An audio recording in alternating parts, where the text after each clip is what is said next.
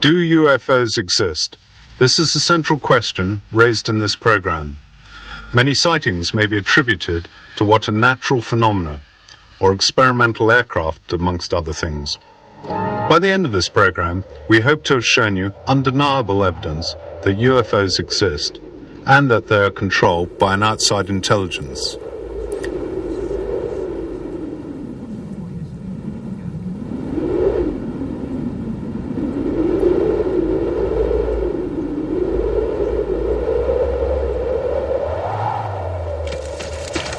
Let some witnesses speak for themselves.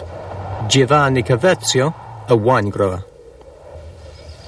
Sorvolavo una zona molto conosciuta e non c'era nulla di particolare, no? Ad un tratto però I was hang gliding over an area I knew well. tratta da qualche cosa di inconsueto, no? There was nothing special. Si stagliava verso l'orizzonte. My attention was attracted by something unusual. Un qualche cosa che non riuscivo a definire, considerando It was going towards the horizon, above the woods. dalla quale mi trovavo. It was something I couldn't define, considering the distance. The shape was about 2,000 meters away, and the closer I came, the more the object became difficult to define. It was hovering like a helicopter, but I realized it was nothing like that. It generated a very strong light and lacked hard outlines. It had a very strong, bright halo of light. When it was 3,000 to 4,000 meters, it went away from me in a very impressive way.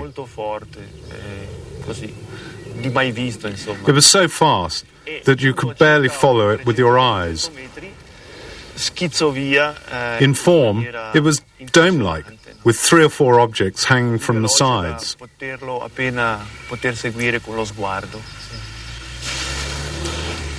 Diameter was between 5 and 10 meters, and it was lead-colored. Within a moment, it had disappeared over the horizon, without a sound and without a smoke trail or anything.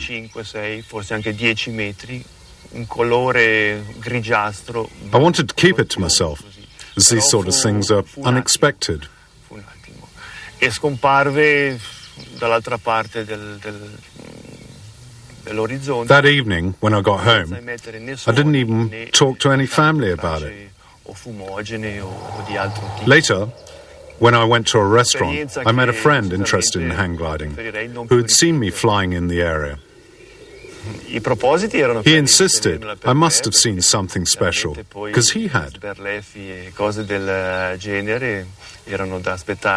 Looking up, he'd seen something which he couldn't define, but which had hurtled across the sky and then disappeared.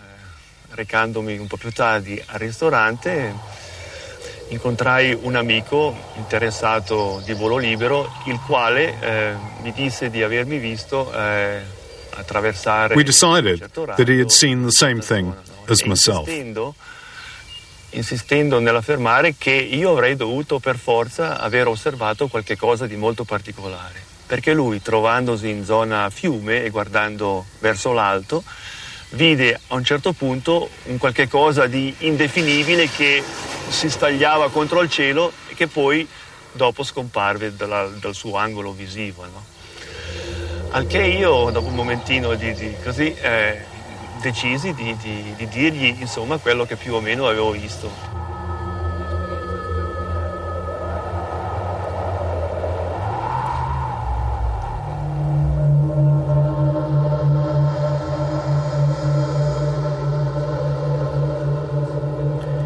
In this second interview, we have the experience of another witness. She relates a similar story to many thousands of others, with a harsh halo of light, behind which a sphere or disk appears, and then disappears away at very high speed. Miriam Bizzazero, housewife. I got up to go to the toilet, and the shutters were down. I opened them. I saw a ship on the lawn. My curiosity got the better of me and looked out. I saw something suspended over the house, but I couldn't describe it. It had a white illuminated base, rounded sides with a red band on the right, and a blue band on the left. Its shape was triangular. The center was a kind of pulsating band of light.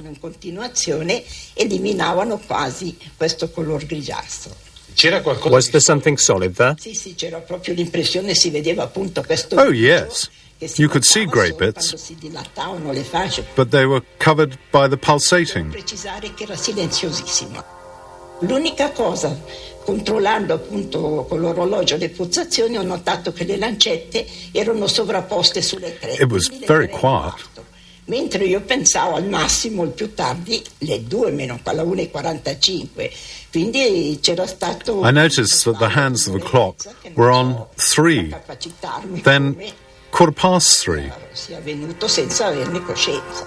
Then it was 4:45. Non riesce nemmeno un'intuizione, niente che mi possa... What happened to that lost hour and a quarter?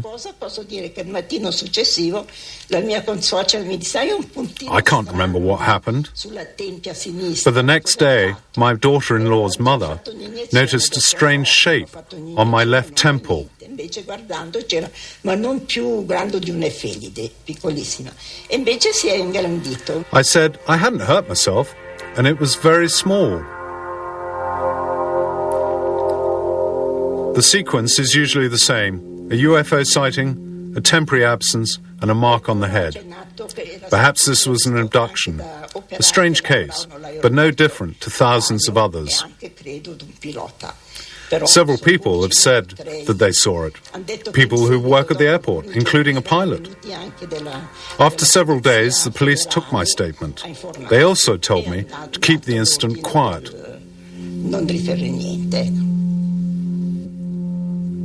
On the theme of abductions, the recent scientific studies of the medical evidence have started to confirm some of these stories.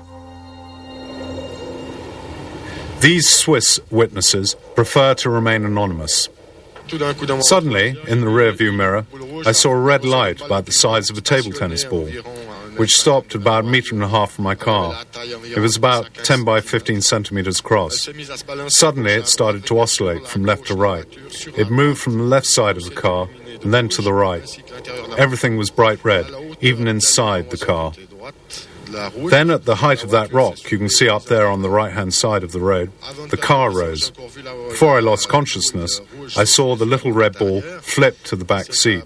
Then, at about 30 meters from that building up there, there was a white glow, and I found myself on the road again. This is a rare case of abduction inside the car itself. We know of others in both South America and the USA. It was about 10:30 p.m. 3 yellow beacons were suspended about 10 meters over the forest. They shone for about 15 to 20 minutes. They didn't move. I went towards the forest to see what it was. In my opinion, it was a spaceship. It had a distinctive shape and those lights on top of it. Having reached this tree here, I decided to go up the hill for a better view. I went up the slope, and when I reached the hilltop, I found myself face to face with an enormous hemisphere of light, which at the base was between 10 and 15 meters across. I got nearer, and my whole body started to shake. In front of me, a UFO was producing a deafening sound, emitting similar vibrations to a transformer. At a point, I ran into a wall of lights as solid as if I'd run into a concrete wall. I got close 3 or 4 times, and every time I ran into this wall. After about 15 to 20 minutes, the UFO took off like a helicopter. It went silently, except for a slight hissing noise. No more than 3 minutes later, 2 Swiss Army Mirage jets flew over. This barrier of light is talked of time and time again by independent witnesses. The following is a statement by a senior airline pilot with years of flying experience, highly trained, and who has been regularly examined by medical experts. Stefano Guerra, Swiss Air Captain. Io mi trovavo in volo sulle Alpi. I was flying over the Alps, in the region of Biasca, at 5,000 meters, when I saw a light to the north, which a few seconds later I lost from my field of vision. I didn't manage to see it again.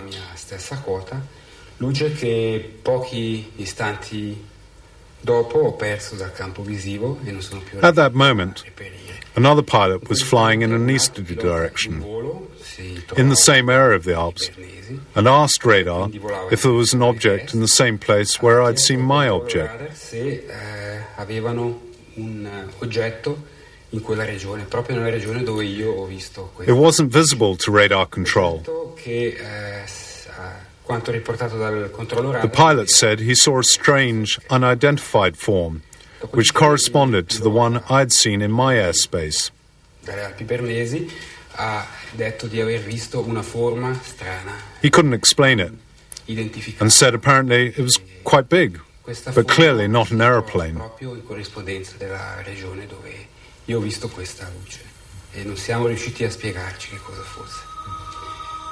Ho avuto occasione di parlare con questo pilota, lui ha dichiarato di aver visto una forma che apparentemente sembrava estremamente grande, abbastanza aguzza, circa 3 volte di lunghezza per 1 volta di altezza, e appunto non era identificabile come un aeromobile, non era identificabile come né piccolo aereo né aereo di linea.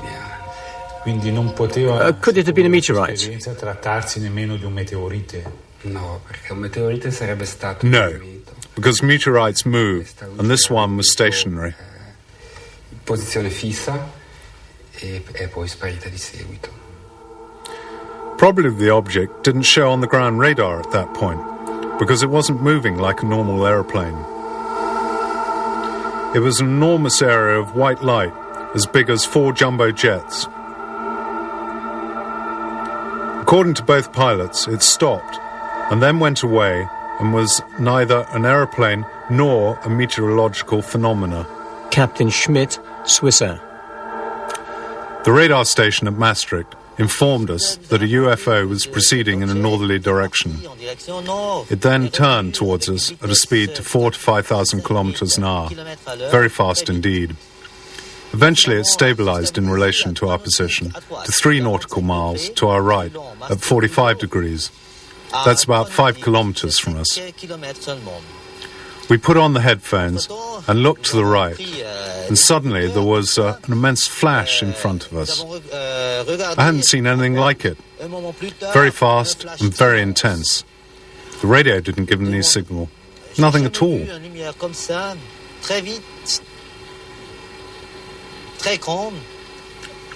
Maastricht told us that the object stopped for a minute behind us and then went south at great speed.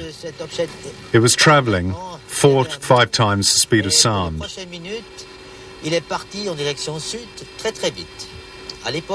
Later I read the report of the radar controller. After checking the data, he wrote the speed was double that, which means it was 10 to 12,000 kilometers an hour. It went away in a southerly direction. It returned and went away again. It was as if it was playing hide and seek with us. The UFO was enormous, very fast, and it was flying at 10 to 12,000 kilometers an hour. It was seen on radar and seemed to play with the airliner. Not behavior that you would expect of a military or experimental aircraft. And this is how another Swiss Air pilot explained his experience. Captain Peter Bircher, Swiss Air. Suddenly the object, which had flown with us for a while, veered, and then at top speed disappeared, turning through 90 degrees. I think that this behavior would exclude a natural explanation of the phenomenon. since the object resembled no known flying object. It was practically suspended in the air in front of us. It then went away at high speed, veering at 90 degrees in relation to our route. No known flying object can do such a thing. Many civil pilots are reluctant to talk about their sightings of UFOs. They don't want to be ridiculed, and often they want to protect their flight crew. Military pilots are bound by official secrecy for the duration of their service.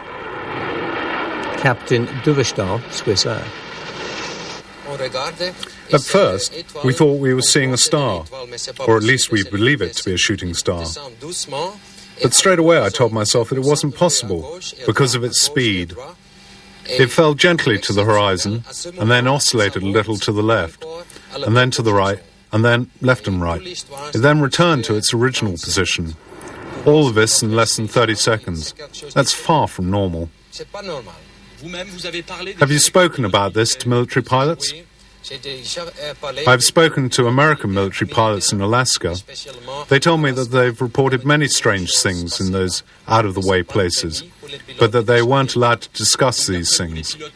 So you think that the military pilots know more than they can tell about UFOs? Have they also observed this kind of stuff and just can't speak about it? Oh, sure.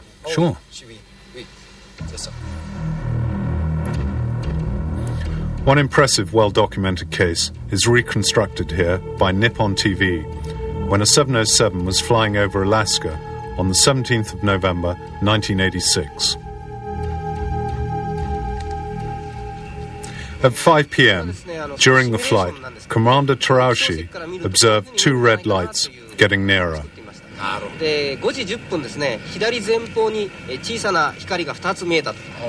The control tower anchorage didn't detect anything present in the area. The lights got nearer and nearer.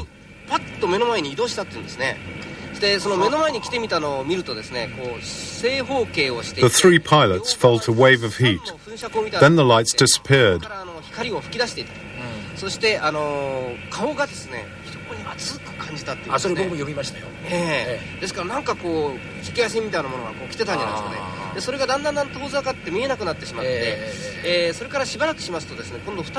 Shortly after, two white lights appeared.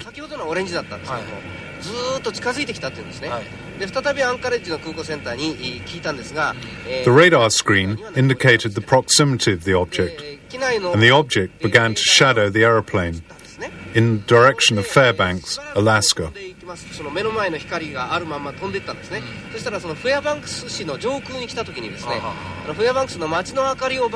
Thanks to the contrast of the city lights, the crew could see the outline of the object. We couldn't believe our eyes. It was 30 to 40 times bigger than a Boeing 707. We tried to shake off this object, and I veered the 707 away. The control tower asked if we required the intervention of a military fighter. We replied that it would be too dangerous, as an El Al aeroplane needed to cross our flight path. Towards 6 p.m., the object disappeared. The sighting lasted for an hour. These are the sketches by Captain Terauchi. Both he and his crew saw an enormous UFO. It was under control, and he felt there was every possibility that it hadn't been constructed on Earth. As well as the testimonies, there are photographs and film sequences which document UFO sightings. These have been gathered from all over the world, including films shot in the skies over Mexico, taken by a group of video activists calling themselves Vigilantes, who have about 100 members. We're a group of friends from the four corners of Mexico. We always have video cameras with us, at work, at school, so that we're always ready to film a UFO as it appears. En el momento que tengamos cualquier objeto volador no identificado, lo podamos filmar. The film sequences have been examined by the Institute for Information Science at Seoul University in Mexico City. They subjected the film to a battery of advanced tests.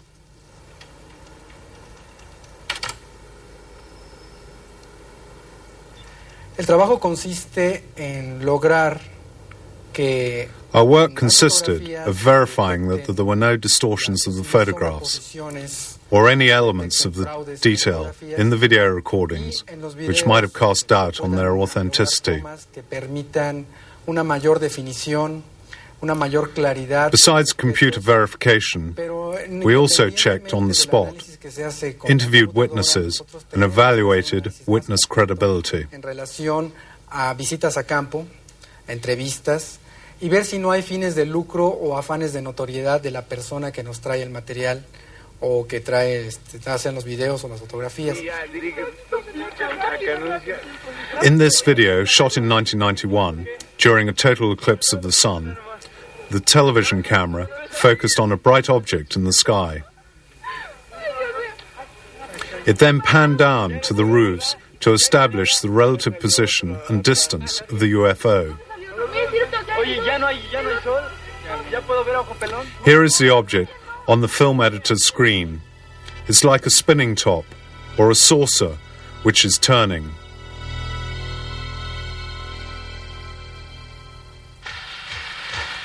And now another UFO in the Mexican sky.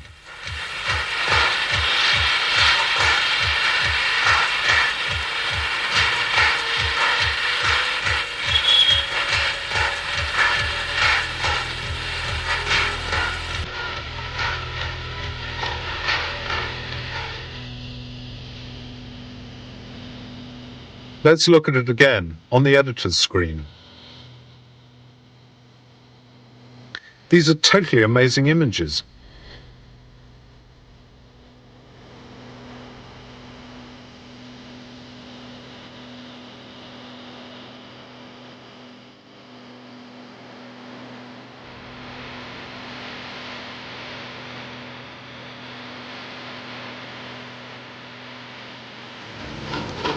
This is 1992. Watch the UFO as it moves about the sky.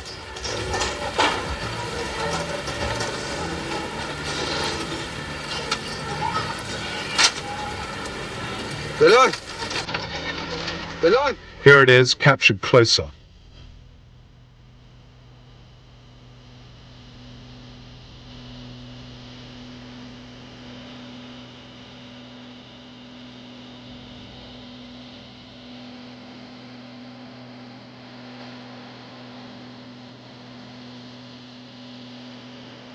No.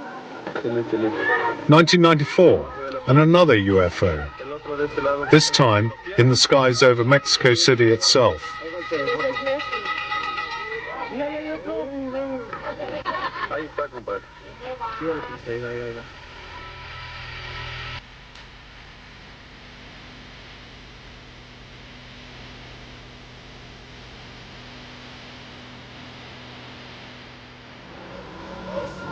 Sometimes UFOs present themselves in formation, like this sighting in 1994. The question as to the authenticity of the films seems to have been answered by Professor Quesada. To be a hoax, they would have had to have falsified the film on hundreds of videos taken by the vigilantes. A very expensive conspiracy. Who could possibly gain from it?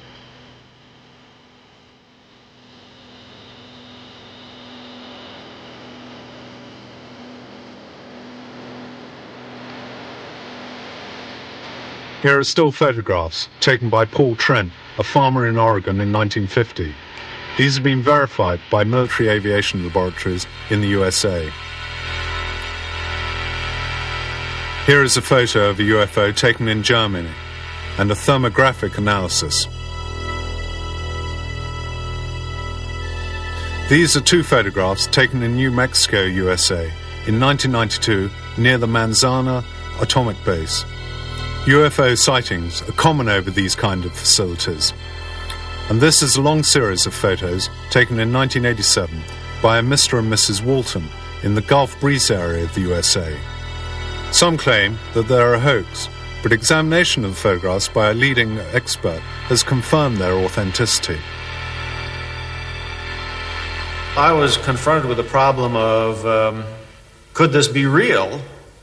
It was hard to imagine that Mr. Walters could hoax photos and then have everybody else, have so many other witnesses agree with him. It would have to be a grand conspiracy.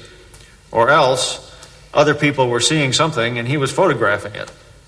In any case, I studied the photos very carefully. My conclusion is that all those sightings were real. It's important to remember that the same phenomenon was photographed in other countries at the same time.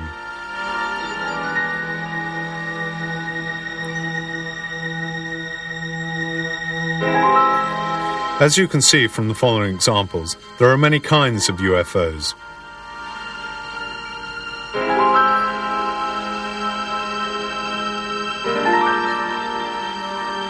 Another element in the study of UFOs is the examination of traces that are left on the ground where alleged sightings have taken place.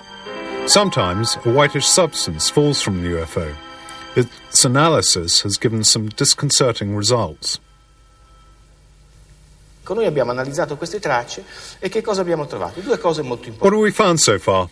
Primo, che il terreno non era bruciato come There are two important things. Tutta la storiografia degli UFO dice. The first was that the ground was not burnt as we thought. It was, in fact, crystallized by microwave radiation.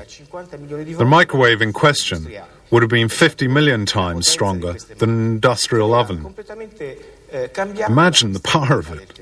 Bene, noi per la prima volta siamo riusciti a riprodurre il fenomeno in laboratorio e a misurarlo. We managed to test the phenomenon in the laboratory. Galileo would have been proud of us.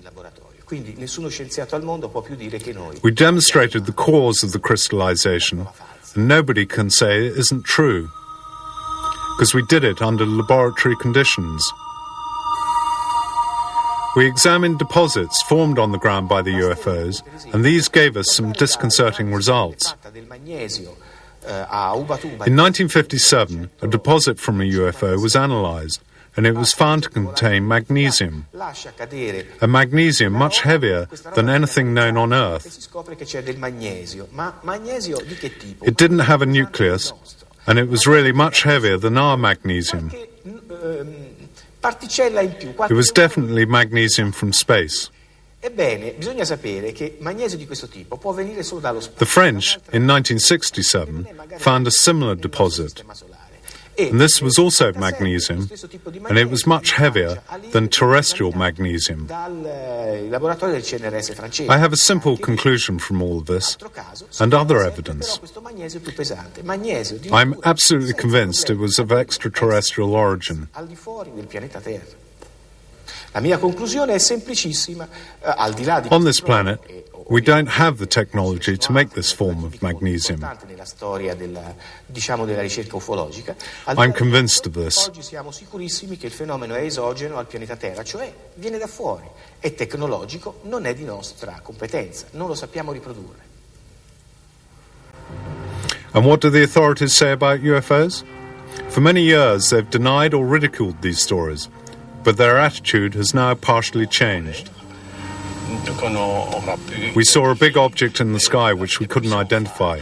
It had very powerful lights which directed at the ground. In 1989 and 1990, there were numerous sightings of a UFO in Belgium by more than 2,000 civilians and numerous police patrols. It was a triangular object with 3 lights at the top and 1 in the centre.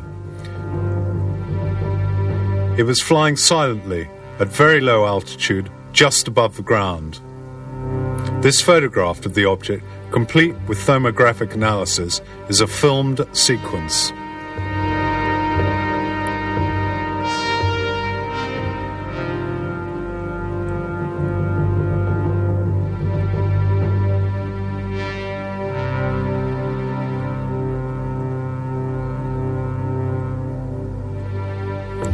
Belgian military aviation authorities have officially joined a collaborative study of the case.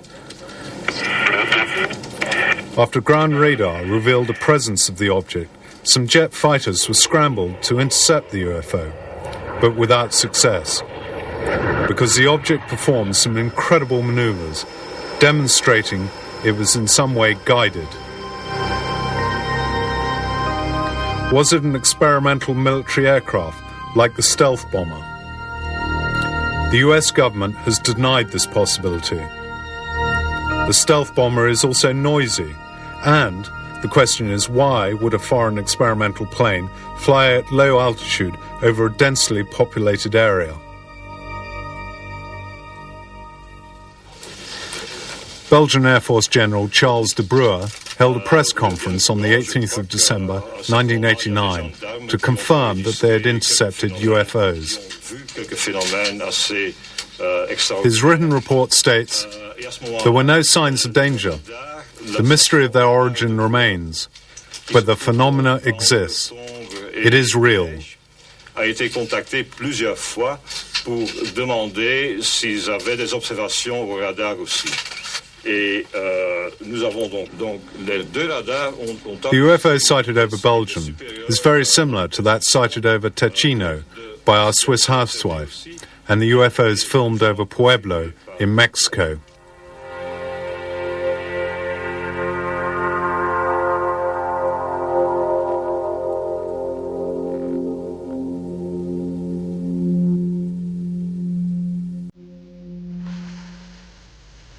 Other official confirmation includes the President of Brazil, President Kubitschek, who in 1958 declared that a Brazilian Navy ship had sighted and photographed a flying saucer.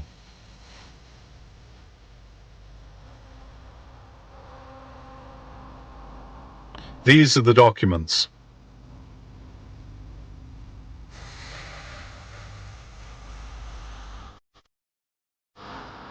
Spain has recently declassified some documents which confirm the sightings of UFOs.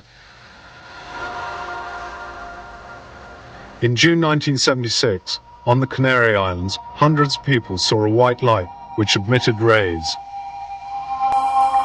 It is written by a local military commander.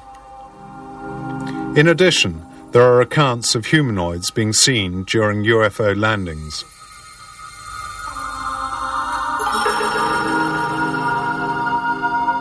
Still in Spain, a highly luminous disk was seen to come out of the sea.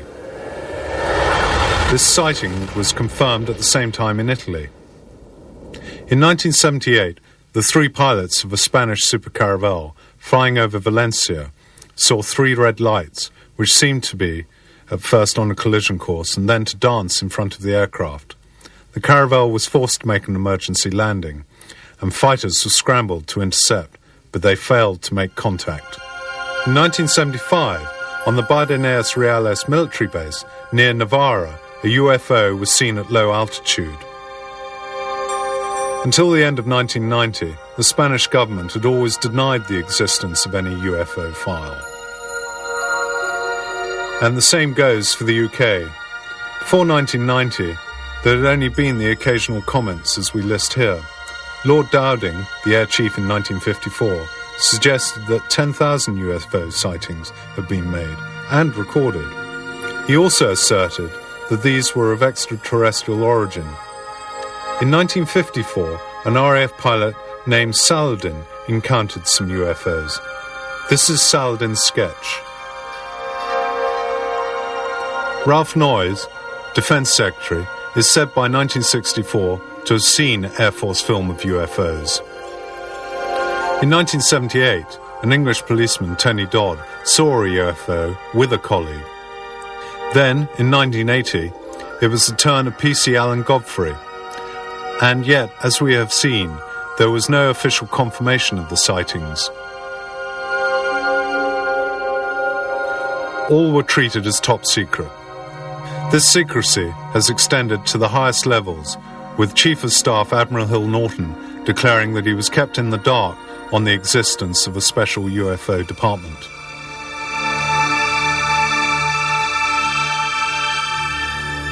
An exceptional case from Woodbridge in Suffolk involved what is believed to be a case of broken down UFO. Air Force police patrols who went to the spot described the object as metallic and resting on 3 legs, emitting a strong white light. As they got closer to the object, the engines of their cars cut out and the radio contact was lost. This is not science fiction. The episode is confirmed in a report by the Deputy Commander of the base, Lieutenant Colonel Charles Hoult. In it you can read that the next day, traces left by the object were found on the ground.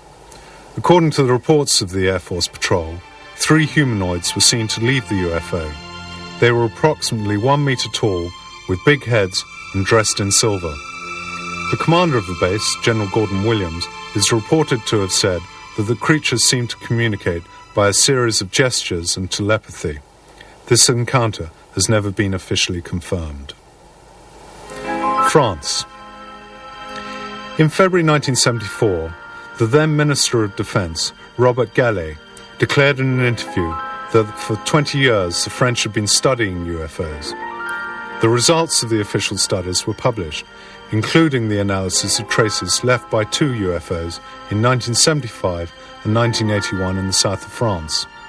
An extract from the report states, "The physical phenomenon exists. Its place of origin, method of propulsion, and behavior are all beyond human comprehension. Since this, all information has virtually been embargoed by the French." Italy, since 1978, has listed its sighting of UFOs. These are the sightings listed in the 80s.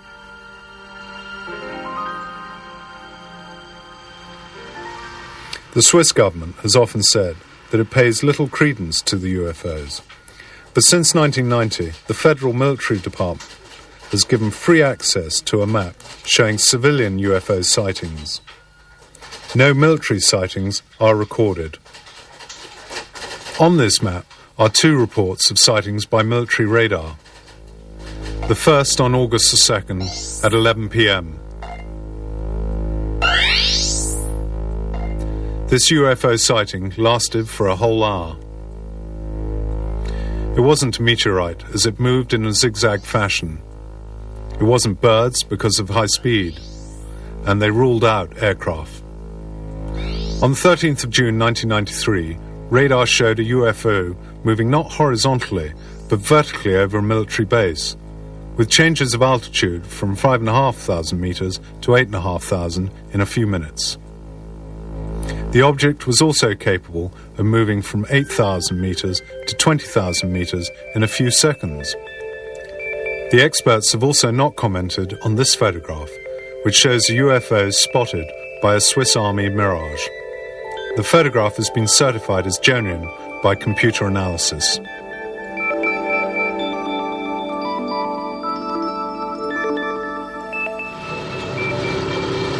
In the Soviet Union, in 1990, a short while after the sightings in Belgium, General Igor Maltsev, Supreme Chief of the Soviet Air Force, admitted the existence of alien UFOs and extraterrestrial life forms. He said that some MiGs had observed a saucer of 100 to 200 meters in diameter, which was also able to stay motionless in the air and which performed extraordinary aerial maneuvers. Ground radar had confirmed this phenomenon. The Soviet defense chief had decided not to attack the UFO. He calculated such an attack would be pure folly. In 1991, KGB documents reported that an atomic base in Kaspusin Yar had sighted a UFO over the base for 2 hours in 1989. During its flight, the UFO emitted a ray of light which seemed to inspect the installation.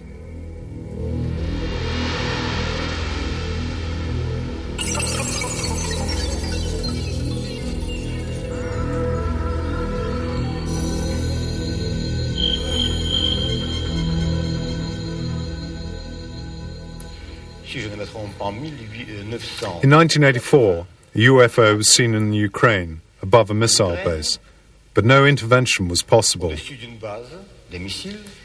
After the UFO left the airspace of the base, the guidance systems for the missiles used on the base were found to be inoperative.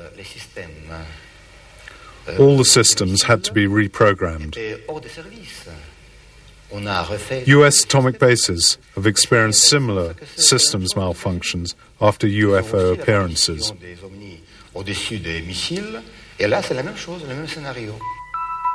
The Berlin Wall fell in 1989, and the official Soviet news agency TASS, for the first time, reported the landing of a UFO at Voronezh. Some children and numerous adults were witnesses. TASS reported that the Voronezh UFO had landed humanoids and robots. This episode was repeated 3 times. The witnesses were questioned by Western experts and were thought to be credible. Studies of traces left by the UFO revealed substances not known on Earth. The disk had the form of an egg. It was 15 meters high and 5 to 6 meters long. On the basis of the Earth's disturbance, it had to weigh at least 11 tons.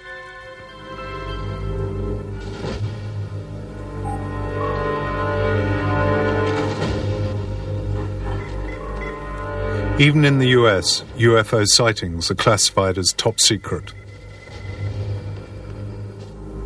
However, the door has been opened a crack by the law on freedom of information brought in 1970. This was a law supported by President Jimmy Carter, who saw a UFO in 1969 when he was a state governor, as you can see from this document. The law allows access to secret documents as long as it doesn't compromise national security. From these documents come important revelations. Some Army veterans started to tell of their experiences. These veterans faced a barrage of abuse designed to discredit them. One of these was Wendell Stevens.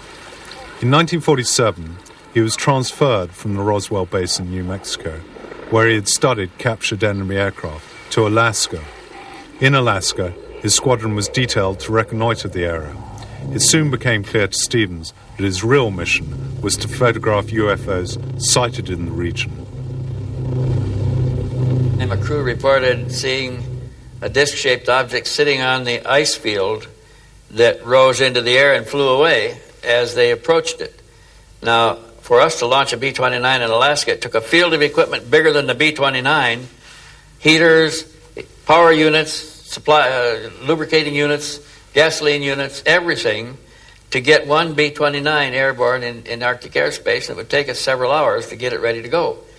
Here's an object that's sitting on the ice field with no support equipment that jumps into the air and flies away and leaves nothing behind it. Now that was, in our view, was an impossibility because there's no way we could approach anything like that. Then a report came in of seeing one emerge from below the water, sit on the water surface of the water for a moment, rise into the air, and then zip off, flying away. Another one at another time was reported to have descended into the water and disappeared. None of our aircraft could do any of that. Another important case is that of the then Lieutenant Graham Bethune during a 1951 flight from England to the US on a C-54 transport. The incident was confirmed by the whole crew.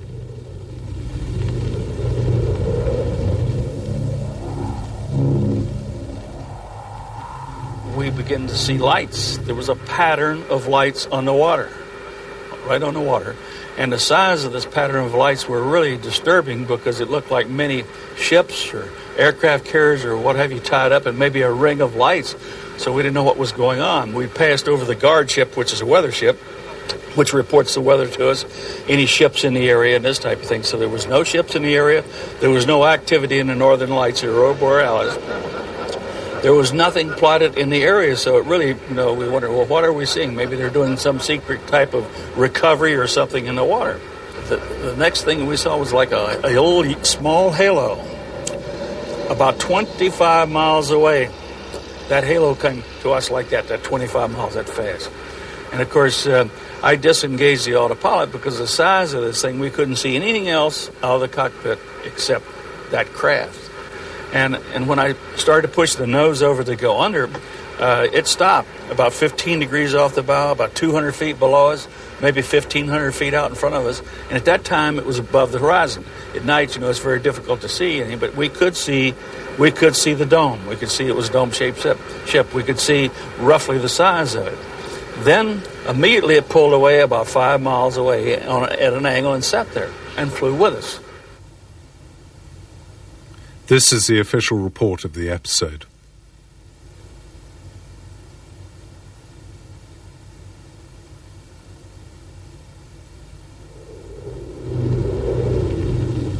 In another case, in 1954, Army pilot Mel Noel was part of a squadron asked to film UFOs in the skies over the USA. Their film sequences of UFOs were shown at the base. We were shown somewhere in the area of 600 still photographs and a fair quantity of gun camera film that had been exposed just coincidentally with the sighting. Soon the squadron sighted 5 objects without managing to film them. It was 5 days later. We ran into either the same or another 5. And at that time, we felt we succeeded in getting them on the film. And approximately, I think it was a week after that, we ran into a total of 16 of the things. And we were having, at that point, some relatively severe psychological problems. These were pilots in their early 20s, defenseless in the face of the UFOs. While they were observing them, something incredible happened. In their headphones, they heard a voice which said in English that they'd come in peace, but they were worried about what man was doing, and that the voice they were hearing was not a hallucination. Their purpose of being here was to dissuade some of the influence. They made reference to nuclear development by man and the problems that would be created and had been created from it. And at the age of 21, it placed us in severe quandary of questioning and capability and opposing side ego and experience, but there was no humor. I mean, it was not fun at all. Here we have some official documents which have now been made public. General Nathan Twining prepared a study on UFOs in 1947 for Chief of the Staff of the Pentagon, George Shulgin. It contains the chilling conclusion that based on the evidence at the time that UFOs are real, that they're capable of extraordinary flight with amazing changes of direction, which made the writers think they must be guided by some alien intelligence. They were even seen to fly in formation, and that their origin and technology were unknown. This 1947 document is now in the public domain. One of the great unsolved mysteries is the question of alien remains from one of these objects. From the many statements, it would seem that in 1947 near Roswell, New Mexico, one or more saucers or discs had crashed, perhaps because of local experiments with electromagnetic radiation. Mac Brazel, a farmer, harvested some strange materials and took them to the airbase at Roswell. They included unknown materials with writing on them, similar to hieroglyphics. The base commander examined them and in a press release declared them to be the remains of a recovered UFO. A few hours later, General Ramey, under orders from the Pentagon, denied the find and said the debris was the remains of a weather balloon.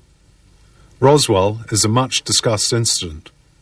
The official documents in 1947 have the handwritten notes of FBI Chief J. Edgar Hoover. On them it says, "The FBI must have access to the recovered UFO." Another thorny question has been, were alien corpses recovered from the crashed spacecraft? An internal memo from an FBI operative to his chief, J. Edgar Hoover, indicates that they were in possession of the debris of 3 flying saucers, each one with the remains of a small humanoid dressed in a silver suit. This document was released in 1983 and its contents confirmed by Professor Robert Saarbacher. He was directly involved in the UFO research project in the 40s. Saarbacher writes, "The UFO was constructed of a light and resistant material. The humanoids had internal organs similar to insects." A hoax? Many analysts think not. But why is it all kept so secret? Was it to make sure that there was no public panic, with the US government afraid to admit that they were powerless in the face of a UFO menace? Perhaps they wanted to gain technological advantage from recovered materials. Whatever the reasons, in 1947, a massive cover-up operation began. A number of supposed research projects were set up to calm public opinion and create confusion about the phenomenon by means of disinformation. They were codenamed Grudge, Sign, and Blue Book. The real research took place under the greatest secrecy, within the project Majestic 12, a project run by Professor Vannevar Bush, now dramatized in the UFO series Dark Skies. This document from Majestic 12 was donated anonymously to a researcher in 1984. It is a memo from President Eisenhower. It states that on the 7th of July 1947, a UFO came to Roswell with a humanoid on board, but that it had been reported to the press that it was merely a weather balloon. Many say that the Eisenhower note is a fake.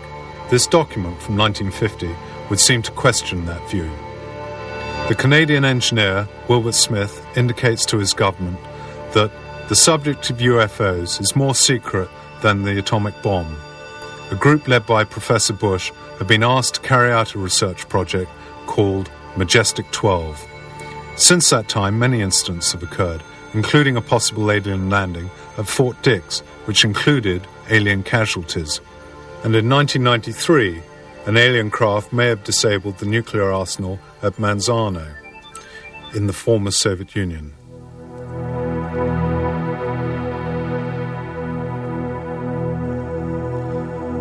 With these spectacular video pictures of a UFO, we conclude this part of UFOs, The Complete Truth.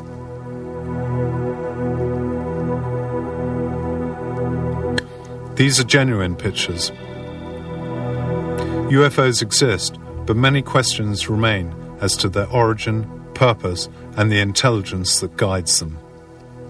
Questions that we will deal with in the later 3 parts of our investigation: Cosmic Watergate, Ancient Astronauts, and Ultra Secrets. Watch them and make up your own mind.